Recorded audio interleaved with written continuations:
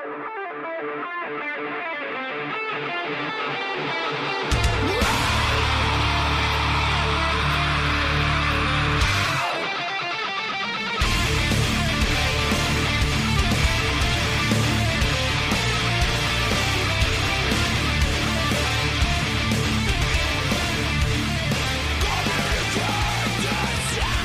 we go. Today is Sunday, February 19th, 2017, and this is episode 184 of the Defensive Security Podcast. My name is Jerry Bell, and joining me tonight, as always, is Mr. Andrew Callett. Good Sunday evening to you, Mr. Jerry. Likewise. Hope everything's going well. Yes. It is. This weekend was many house chores. I was adulting really hard this weekend. Yeah, I've been working like every other weekend lately. So yeah, well, I'm glad we had time to get a show in. I know it's been challenging. Yeah, because you're so super important to your company now that just remember us little people. Yes. Speaking of that, just a reminder that the thoughts and opinions we express on the show are ours and do not represent those of our employers. So we can stay busy, or at least I can stay busy on the weekends. It's good to keep getting a paycheck. That's right. Mm-hmm. So anyhow, very timely, right? There was this report from Microsoft, given the contentious nature of our Active Directory discussion last week, which did get a lot of feedback. It did get a whole bunch of feedback. What should I see this week? But this report called Advanced Threat Analytics Attack Simulation Playbook, which, by the way, is A, a really good read, and B, marketing propaganda for a Microsoft product. So, I mean, got to keep that in mind, right? But I just will say this right up front, and I see this over and over again. We live and breathe this stuff. But your day-to-day Microsoft admins probably would really eat this kind of stuff up because they don't even necessarily, unless they have an interest, think about the security side as in-depth as we do. So things like, because they mentioned here another paper about mitigating pass the hash, credential theft, and there's like a lot of really good stuff in here that gets your non-security focused Windows admins to think security. And that's why I like it. Yeah, absolutely. I think, the average, certainly there is nothing new in here for the average pen tester or the average person who really follows the incident response world. However, I think it's super useful, in my view, for the admins and the architects. Yeah.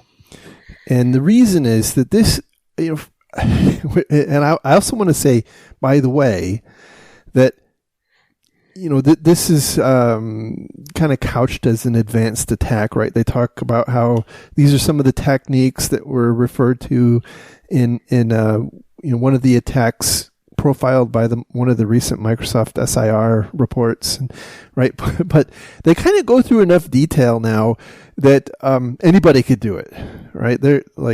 There's now no more.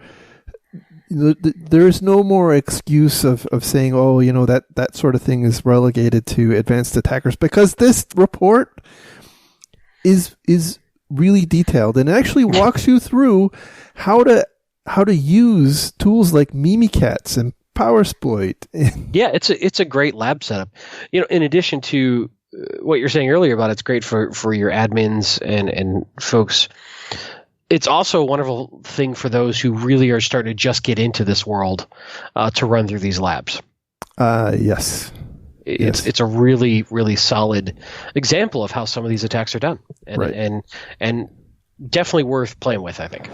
Right. So the whole point, and I feel like I'm keeping everybody in suspense, right? The report here is talking about an Active Directory. You're setting up a hypothetical Active Directory environment in a lab, and they very briefly describe how to set that up, and they actually walk you through a scenario where one of the workstations is compromised through, they kind of abstract it, like it could happen via phishing or, a malicious email attachment or, whatever. But then they walk you through the scenarios of the attacker using tools like Mimikatz to grab tokens, an authentication token on the workstation, assuming that workstation has local administrator rights, and then using that to exert what I love this phrase, domain dominance.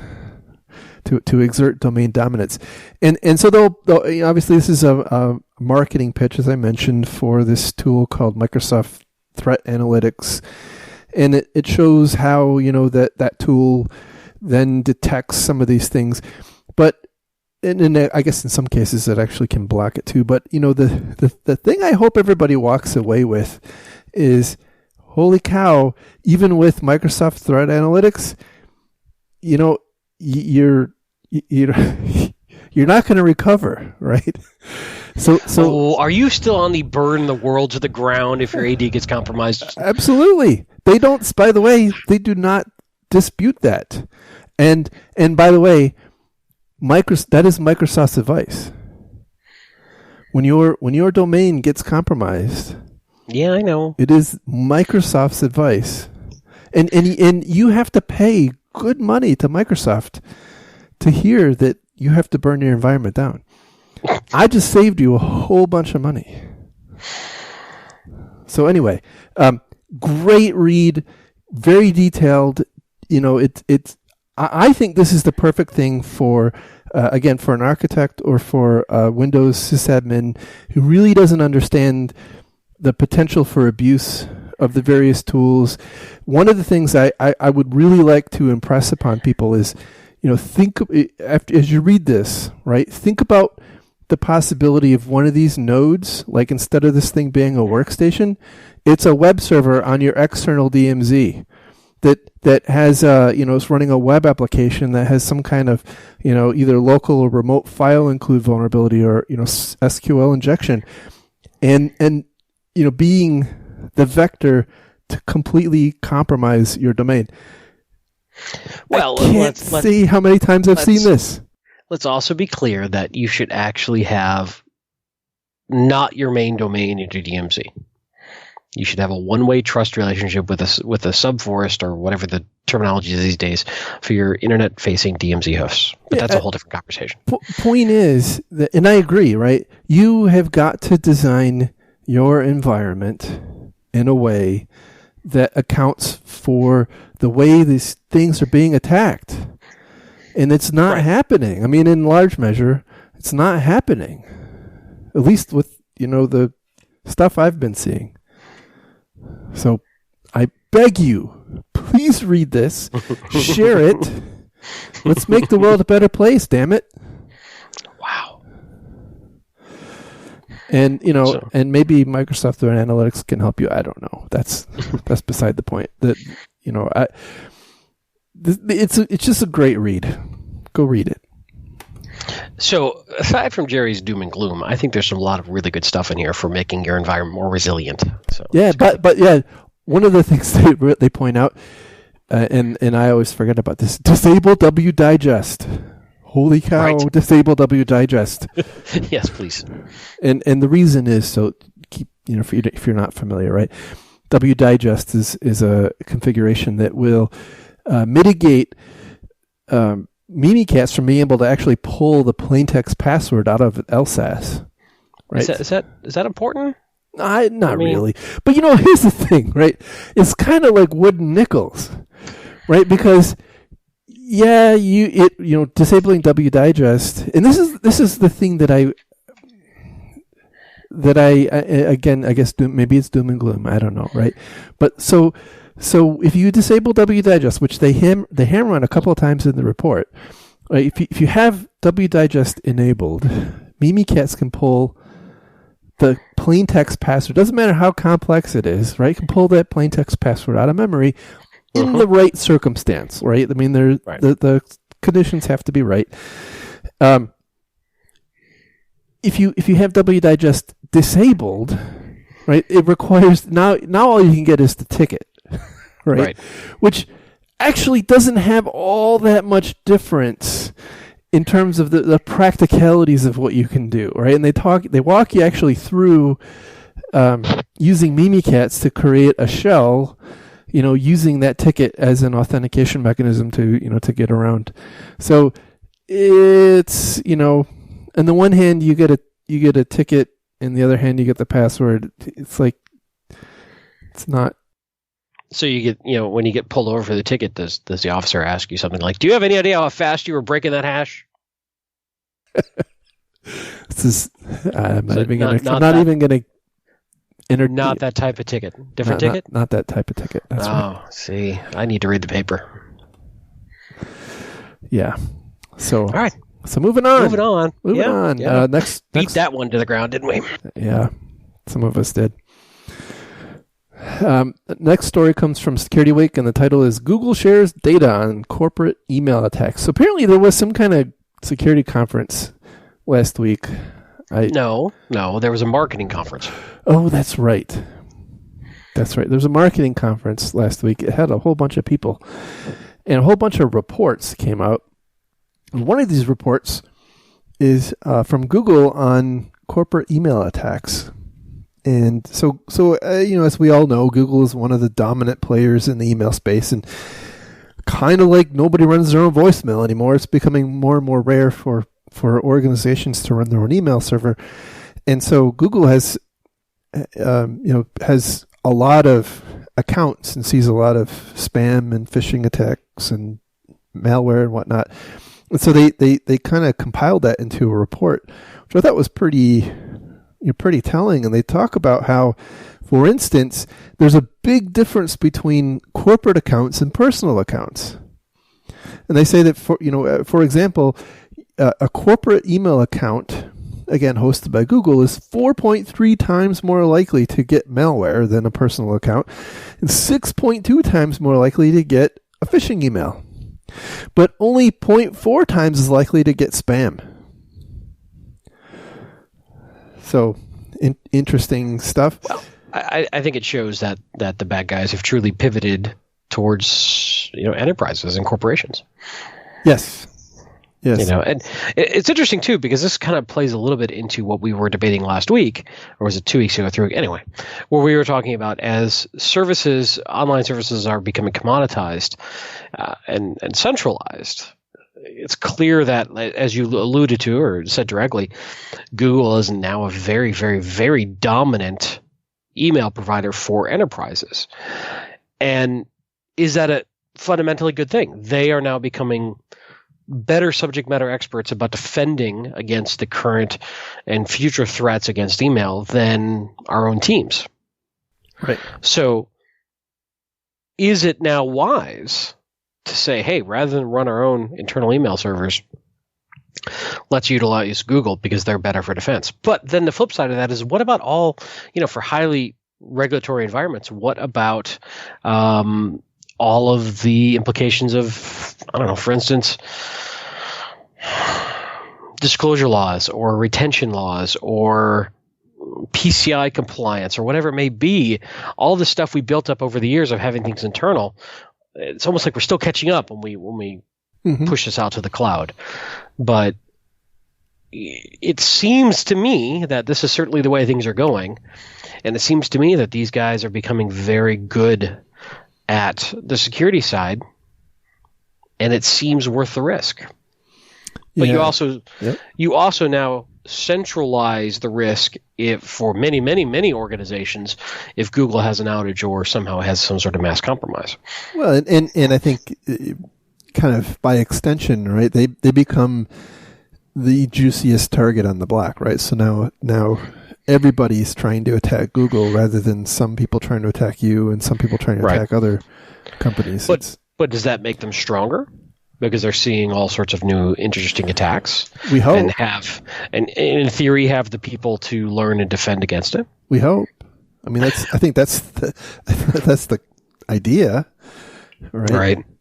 Right. So they they go on and they talk about, they have some interesting discussion about Locky, and because Google also owns VirusTotal. There was a really interesting graph in here about the prevalence of Locky as seen in Gmail versus the prevalence of Locky as reported into VirusTotal, and they don't well overlap. In what respect? Well, see, that's the thing. We from a time perspective, right? So you saw the prevalence of it in Gmail peak much earlier. Well, actually, I misread the graph. It's actually by the hour, right? So I thought it was spread across multiple days, right? But so you see a peak in the morning of Locky hitting Gmail inboxes, and then later in the day you see a peak of reports to VirusTotal. So Gotcha. the problem is that the slides, there's a link to the slides in this story, but you don't get the discussion, right? So there's no context.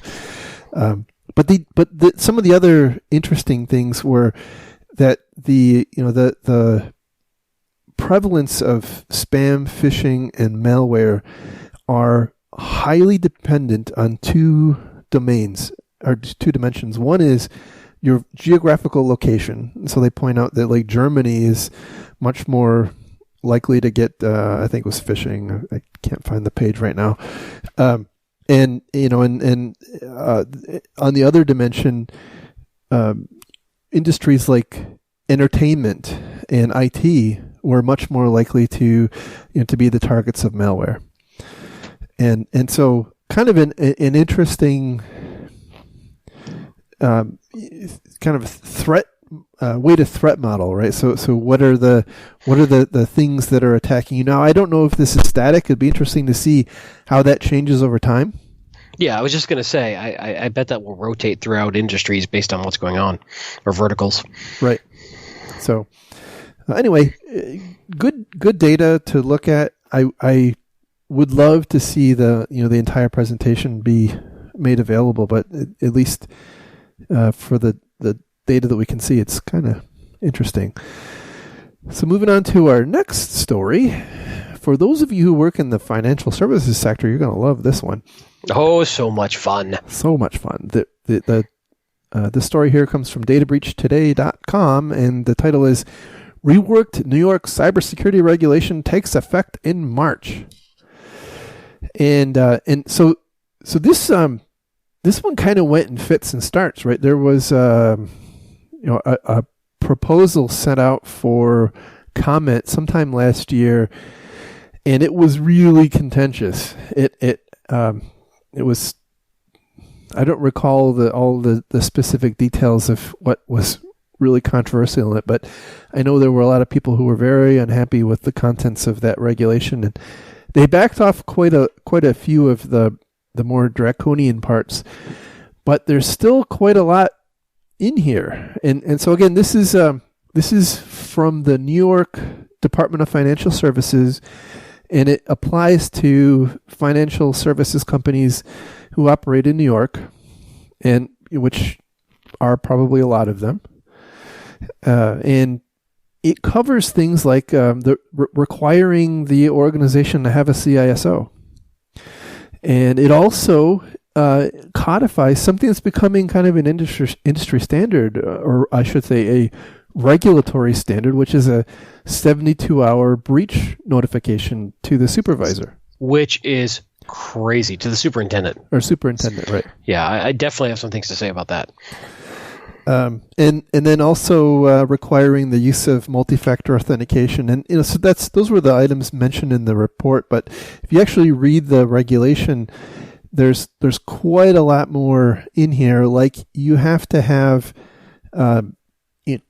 competent employees. There's a requirement in the regulation that your employees need to be continuously trained, or you have to outsource that function to someone who is competent.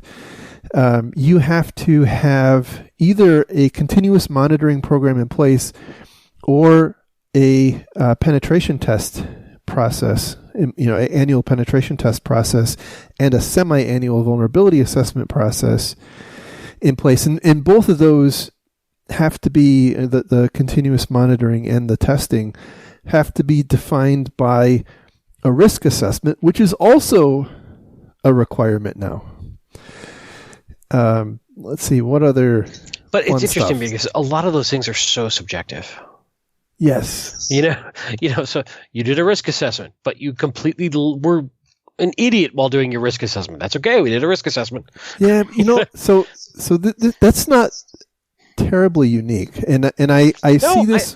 I know it's sort of feeding upon itself now because it's becoming canon. It's becoming precedent. It's becoming case law.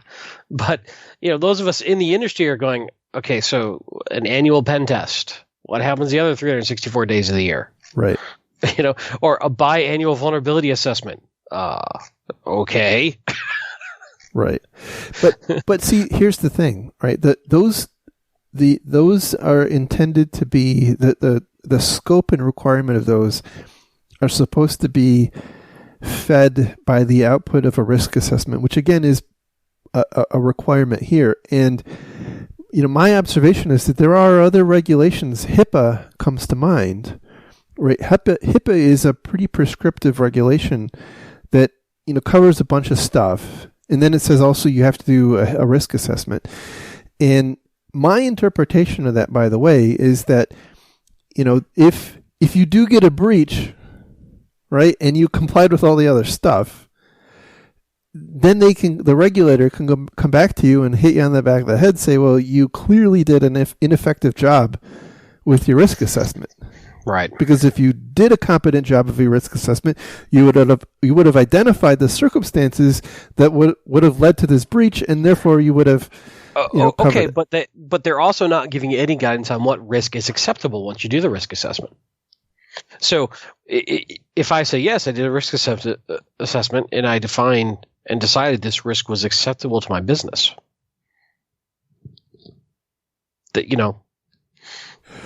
Well, so this is the risky part about being in business, right? No, I get it. To go back on my original comment on this particular article about the 72-hour notification, any incident response I've been involved with, 72 hours in, we're still getting our lay of the land. Yeah. Scope situation of, what is going on. So having to report up to the financial superintendent of New York after 72 hours, that is absolutely ripe for misunderstandings, bad information, and all sorts of crap that is just going to bite people in the ass. I think what's going to it's certainly, in my view, and this is, by the way, the same requirement that the new European General Data Protection Regulation has. It's a 72-hour. It's 72 hours upon discovery, right? It's not. And then I'd be very curious. Okay, what then is the financial superintendent going to do with that notification? I don't know, but I think it's going to drive bad behavior in two possible areas. Number one is it's either going to change. It's going to create some weasel words within organizations to define, what constitutes detection of a breach, and on the other hand, kind of like we saw with what was it, TalkTalk, I think in the UK, right, where they disclosed they had this mega breach, and then they came back later and said, oh, actually we were wrong, it was much smaller, and then they came back again and said, oh no, we were wrong, it was even smaller. Right. Yeah, and that. Yeah, I fear that sort of situation, and inevitably, all it's going to do is, legal teams are going to have to figure this stuff out, and right, yeah, it's going to get silly. So the only either you're going to have to accept, if you accept that you have to comply to the letter of the law, you're either going to have to run the risk of kind of over-reporting, or you're going to have to really do a much better job of instrumenting things so that with much better fidelity, if there is a breach, what was breached, in a much shorter time frame. But to what end? That's where I go back to. Okay, eventually, I'm sure it's going to be to inform customers, or to inform shareholders, or to inform somebody. But if you're informing with bad information, yes, that's not doing anybody any good. Well, I see. I suspect I have a slightly different take on the purpose of that. I mean, it absolutely is intended to help drive notification of affected parties, right? But I think this is similar in concept, in my view, to audit programs, where and hear me out for a second, right? In a normal, do I have a choice but to hear you out? Sure, you can hang up.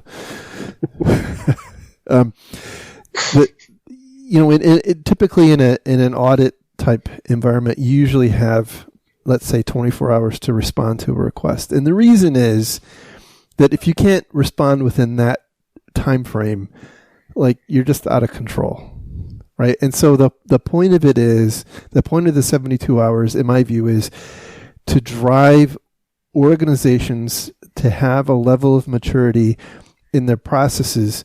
It's an artificial stick to drive maturity into incident response and monitoring and things like that. So, yeah, I just don't have to like it, but no, it is. I don't. And it's one of those things too. And this could be stretching a bit, but if I'm in an organization that has a choice about whether or not I'm going to headquarter in New York, is this the kind of thing that makes you go, maybe I'll pick someplace else? Oh, that's a really interesting point. Yes.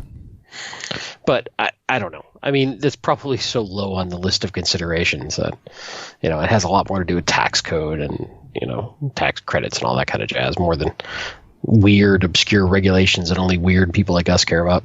Well, I think you also have depending on the nature of your organization, they're like I know the high frequency traders want to be in New York just because of the speed of light. Mm-hmm. So, I guess you want to be where the action is, I suppose. So yeah, that's probably going to. Well, we'll see how it plays out. It's interesting to watch. If more states start doing this kind of stuff, it's going to get messy. Yeah, I agree. All right, so moving on. And by the way, that regulation, I think, takes effect in March, and there's a sunrise time frame for various requirements in the regulation that I think spanned about 2 years, if I'm not mistaken. So, yeah, hold on to your hats there. So, moving on to our next story, and this is really kind of a 2-for-1 deal. Both stories come from ComputerWorld.com, and the title of one is Polish Banks on Alert After Mystery Malware Found on Computers, and the other one is Recent Malware Attacks on Polish Banks Tied to Wider Hacking Campaign. These also were published a week apart, by the way. Yes. So the first one, I think, was the Polish Banks on Alert After Mystery Malware Found on Computers. Was the first one, and the reason I included that one is because it has a little bit of detail about what the malware did. Apparently, some malware was detected on the computers of a Polish bank that did something that we don't, at least the people who wrote the report don't fully understand. It exfiltrated some encrypted data, and there's really not a clear indication of what that data was, which, by the way, is kind of an interesting problem in the context of the story we just talked about. Right? Indeed, yes. So, like, if you're a regulated institution in New York and you just saw a big file walk out the door, what do you report? Well, yeah. It's this is the troubling nature of a 72-hour turnaround. Yeah. Because what you're going to be reporting is something happened. Right. Yeah, we're not sure what yet. We don't know. Yeah, we never know. So the second story talks more about how this happened, and apparently this is a part of allegedly part of a broader campaign by a hacking group known as Lazarus. I think that's how you say it, and the Lazarus Group. And what I found particularly interesting was that the alleged method of distribution of the malware was watering hole attacks using the websites of bank regulators. Right. Which is pretty intense. Just fascinating, right? So apparently there were a number of different, and so what I guess how this all kind of got linked together was the malware was on these Polish bank computers was identified as coming from this Polish bank regulator. An analysis of the exploit kit that was on the hacked regulator's website matched the same exploit kit that was on a Mexican financial regulator's website and on a Uruguayan bank. I think it was a state-owned bank. Clearly, this must be nation state. Totally. Has to be. No other explanation. I'm blaming North Korea. Well, that's good because they are too. But the exploit kit apparently exploited vulnerabilities in Silverlight and Flash Player. I mean, both critical business applications that we all need to have on our computers. Absolutely. How else will I watch the really advanced dancing cat videos? I don't have any idea. But the exploit kit apparently filtered by IP address, so you didn't get the payload unless you were part of the specific victim demographic. So I think that's becoming actually pretty standard fare to avoid malware analysis, the researcher analysis. So interesting stuff. Again, I think this is becoming the reason I wanted to take this story is not because it's like you're likely to get hit by this particular thing, but more that it's the tactic is becoming more common. And the watering hole tactic? Yes. Yeah. And I have it echoes in my head, right? People will say echoes happen in many hollow spaces. When it's hollow. I know, I get it. Ha ha ha. It's really funny. Tell me another joke, Daddy. Anyway, sorry. Anyway, where was I going with that? Websites, right? I hear quite a lot. Websites that don't have any data. It's like defacing a billboard, or it's right. Defacing a sign. Well, you know what? That's not always true. Nope. Right, and so. And if you want to make it real easy, run WordPress. Yes. Yeah. By the way, that was we didn't talk about that story, but that was. It's getting ugly. Brutal. Brutal. And it wasn't even a WordPress plugin this time. It was stock WordPress. It was stock WordPress that had been patched.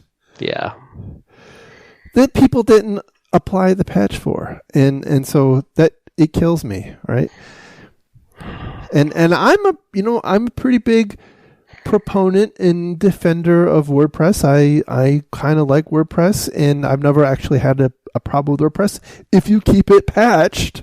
Yet, I suppose, is true. Well, this goes back to something we were talking about. The more we democratize access to sharing information on the internet, the easier we make it for the average person to run these services. Absolutely. Which is in itself a good thing, but we are now expecting these people to also have system administration capabilities and skills, which they don't have. And so we're making it really easy to start these services and run these things and post things, but we're not. There's more to it, right? There's nothing on the back end that is training these folks about how to run this stuff securely.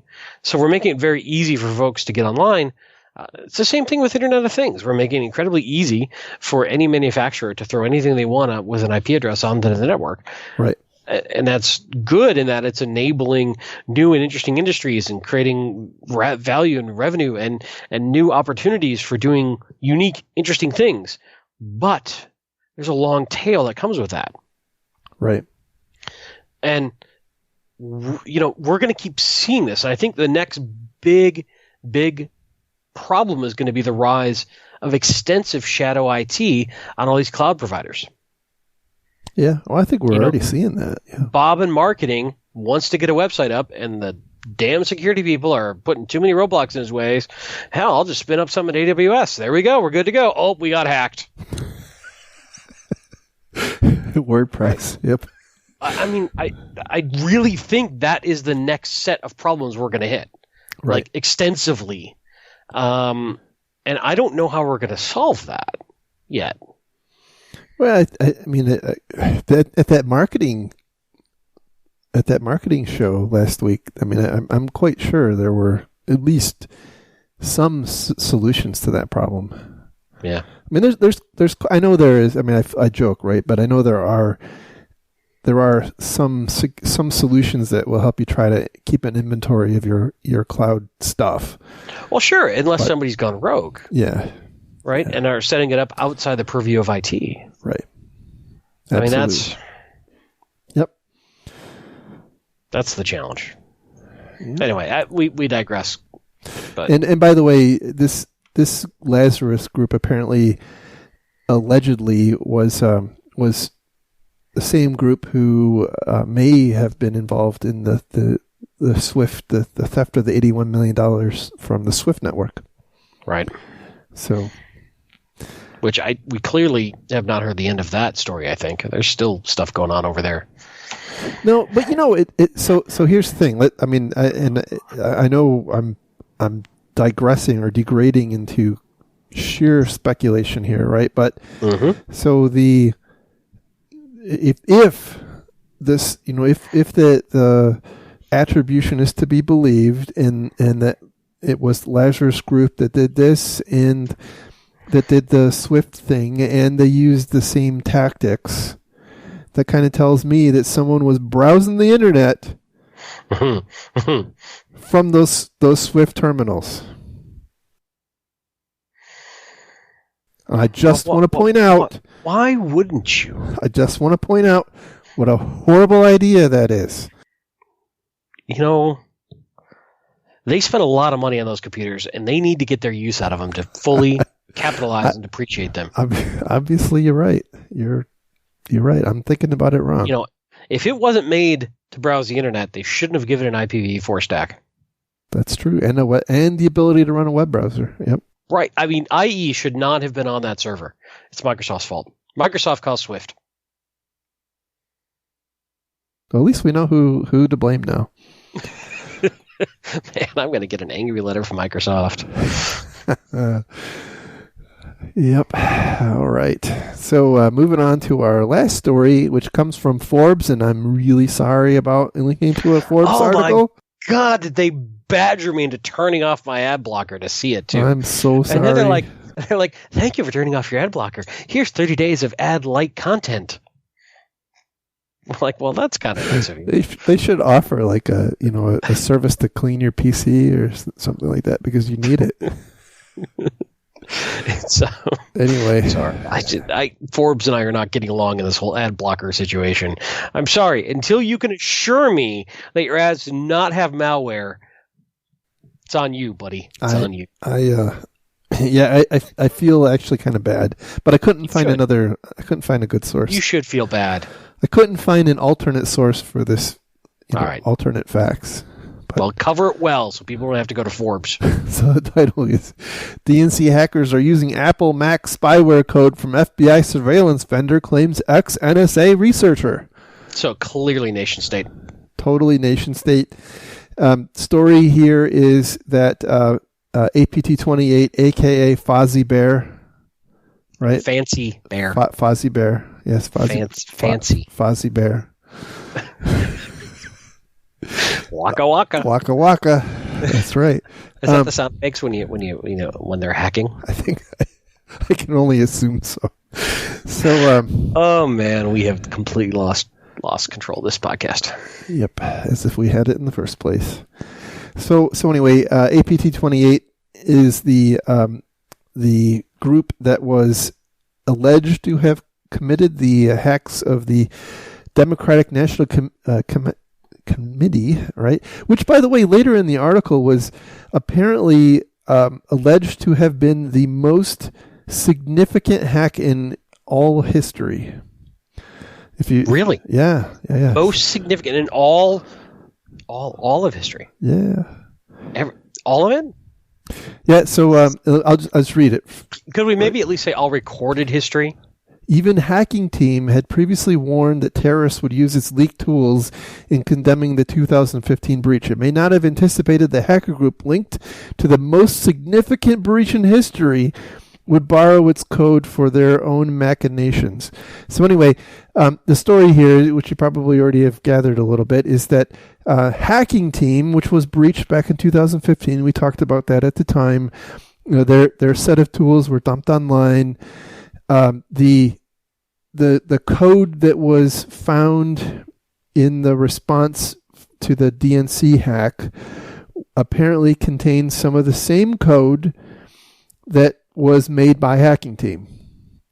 So now what is unknown is, you know, what that actually means in terms of, attribution, because we know that Hacking Team sold stuff to the FBI and other U.S. governments. We know that Hacking Team sold stuff to various Russian intelligence agencies. And by the way, apparently every other frickin' government on God's green earth, they sold their stuff to as well. And not only that, the source code was leaked online. So, you know, clearly direct line of sight attribution to Russia. I mean, like, they would. How could it not be? How could it not be? That's right. Exactly. I mean, it's airtight. Airtight. Well, it's also interesting that they talk about how snippets of code were removed, but other snippets weren't. And yeah, it sounds like the group that copied the code didn't quite understand how it all worked, and so they hey, it worked in QA, man. Ship it. That's right. That's right. You're an agile hacking team. We got stuff to do.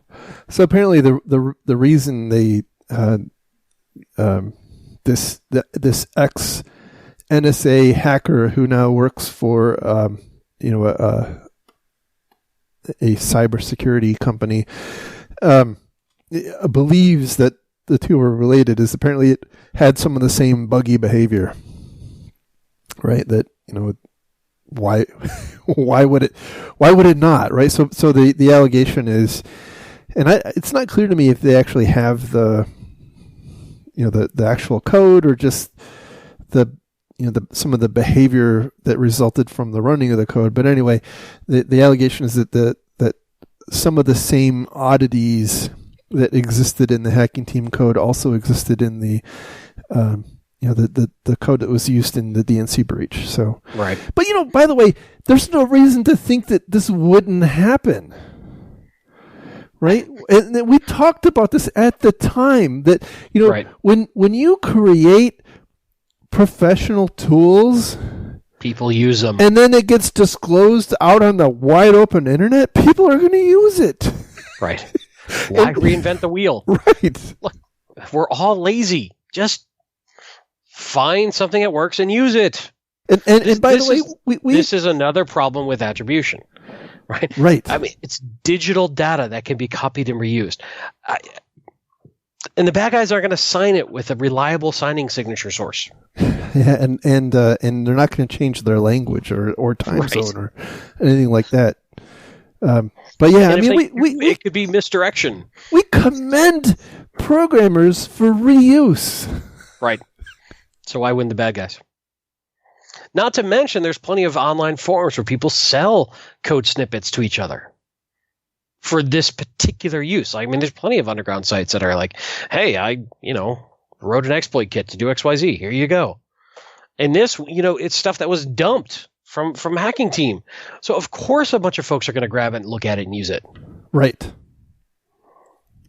So, I mean, I predict. Why is this so difficult for the InfoSec media to get their head around? I don't know. I predict in a year or two, somebody's going to find the Stack Overflow, post from some hacker saying, I need the malware that runs on Mac, and somebody there's going to be a response, with a a code snippet from the hacking team dump. Right. Yep. Well, it's the official best way to handle that problem. Well, exactly. Exactly. If we gave Yelp reviews for code for that particular problem. Look, I need a handyman, a plumber, and a Mac exploit toolkit. So yeah, but see, the thing is, you can't argue with the result, right? I mean, it worked. Mm-hmm. Apparently. Mostly. Well enough. Yeah. A few bugs. I mean, got the job done. Yeah. What more do you need?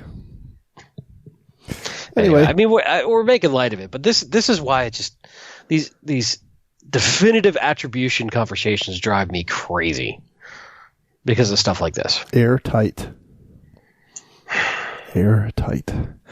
Anyway, speaking of airtight, it's time to go. That was a really weird segue, but okay. Yeah. That's all we have for this week. That's right. Thank you for listening, everyone. And again, thank you to all of our Patreon donors.